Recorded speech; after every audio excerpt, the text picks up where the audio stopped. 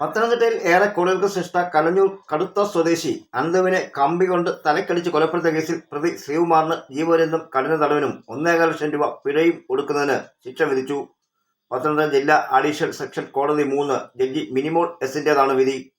2023 ഫെബ്രുവരി 5 കലഞ്ഞൂർ കടുത്ത എന്ന സ്ഥലത്ത് അനന്തഭവനിൽ അനന്തുവിനെ കാണാനില്ലെന്ന അനന്തുവിന്റെ പിതാവ് രാജൻ കൂടൽ പോലീസ് സ്റ്റേഷനിൽ പരാതി നൽകിയതോടെയാണ് സംഭവങ്ങളുടെ ചുരുൾ അഴിയുന്നത്.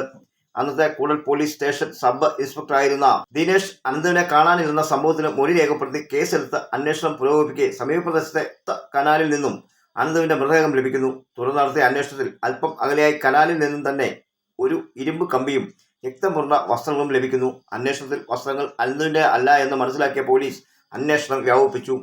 കനാൽപ്പുറം പോക്കിൽ ചെറിയ വിലാസം വീട്ടിൽ കൊച്ചു പൊന്നി എന്ന് വിളിക്കുന്ന ശ്രീകുമാറിന്റെ ഭാര്യയുമായി ബന്ധം ഉണ്ടായിരുന്നതായി ആരോപിച്ച് ശ്രീകുമാറുമായി പ്രശ്നങ്ങൾ ഉണ്ടായിരുന്നു എന്ന് മനസ്സിലാക്കിയത്.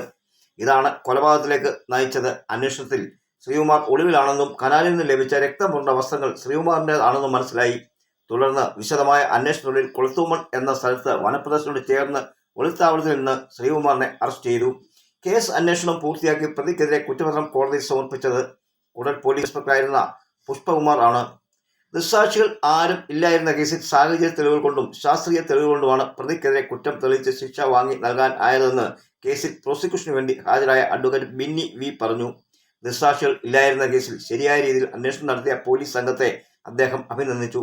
കോടതി നടപടിയിൽ senior civil police officer Mahesh സഹായിയായി പ്രവർത്തിച്ചു.